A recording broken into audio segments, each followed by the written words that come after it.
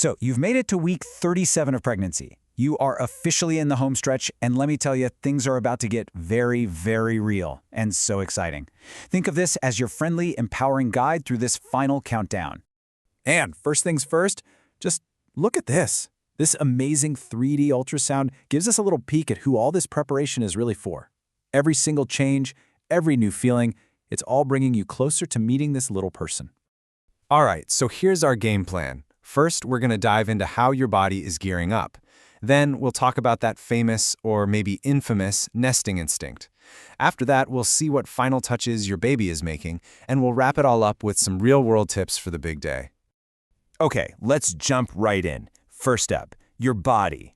At week 37, your body's making some major moves to get ready for labor. The final countdown has absolutely begun. You know, one of the biggest milestones you might experience right about now is something called engagement, though you'll probably hear it called lightning. This is that magic moment when your baby gets into position, dropping their head down into your pelvis, getting all set for their grand entrance. In this slide, this really shows you what's actually going on inside. On the left, you can see the baby's still riding high. But on the right, after engagement, you see the baby's head has moved down, settling deep into the pelvic bones. It's a pretty subtle shift, but trust me, it's a huge deal. So, how does that internal shift actually feel? Well, it's kind of like a trade-off. Before the drop, you've got all this pressure on your lungs.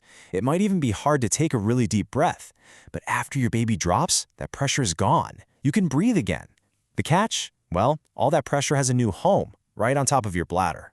And just so you know, this isn't some old wives' tale. It's a real, confirmed medical sign. Just like this doctor explains, you literally feel lighter because your belly actually shifts down and forward. It's pretty cool. Okay, so let's shift gears from the physical to the psychological.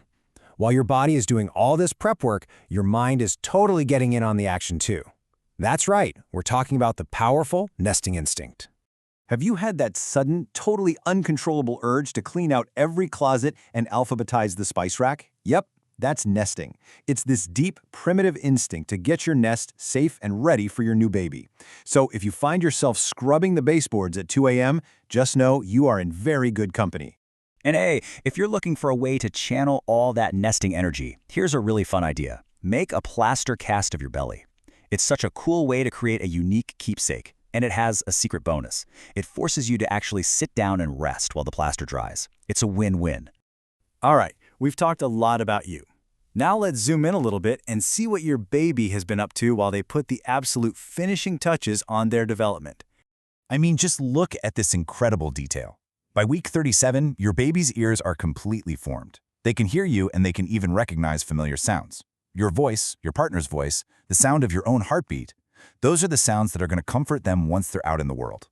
Now for a really fascinating, kind of weird little fact you might not know. Lanugo. It's this super fine, downy hair that's been covering your baby's body for a while, but around this time, they start to shed it because, well, they just don't need it anymore. So you're probably wondering, where does all that hair go? Well, get this. The baby actually swallows it. And it's not for nothing. Swallowing that lanugo provides them with an important source of protein. It can actually make up about 15% of their daily protein needs. How wild is that? Okay, we're on the home stretch now. Body check, mind check, baby check. Now let's talk about the logistics and the mindset for gearing up for the main event, labor. 3 in 100. So what's that all about? Well, that's roughly how many babies are still in a breech or feet-first position after 37 weeks. So you can see it's not super common, but it's definitely something your doctors are totally prepared for. So if your baby happens to be one of that 3%, what's next? Your doctor might suggest something called an ECV. Basically, it's a hands-on technique where an obstetrician uses firm but very gentle pressure on the outside of your belly to encourage the baby to do a little somersault into the head-down position. All right, let's talk about the big one, the question that's probably on almost every parent-to-be's mind. What if I can't deal with the pain of labor? It's a completely valid fear, so let's break down a few different ways to think about it. First up, the doctor's perspective is super practical. The goal here is a healthy baby and a healthy mom. There are no prizes for suffering needlessly. So the key takeaway is to ask for pain relief as soon as you feel like you need it. It's all about conserving your energy. Then you have this advice from a mom who's been there, and this is all about a powerful mental shift. It's about reframing the experience. Instead of just pain, you can view every single contraction as a countdown, as one step closer to finally holding your baby in your arms. And finally, the midwife's perspective really brings it all together.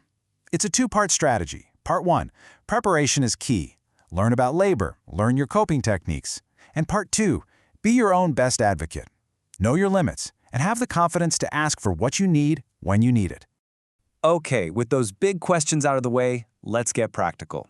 If you're on maternity leave, this is the perfect time to get a few things sorted. Focus on what will make your life easier later, like prepping some freezer meals. But honestly, the most important thing on this list, by far, is to rest and save up that energy. And I love this final tip because it's straight out of an athlete's playbook. Think of labor as a marathon because, well, it kinda is. In these last days, try carb loading with things like pasta or potatoes to build up those energy stores for the big day. So after all of this, your body shifting, your mind nesting, your baby putting on those final perfect touches, you can rest easy. You've both done the work, you are both so prepared. The only thing left to do now is to finally meet. So, are you ready?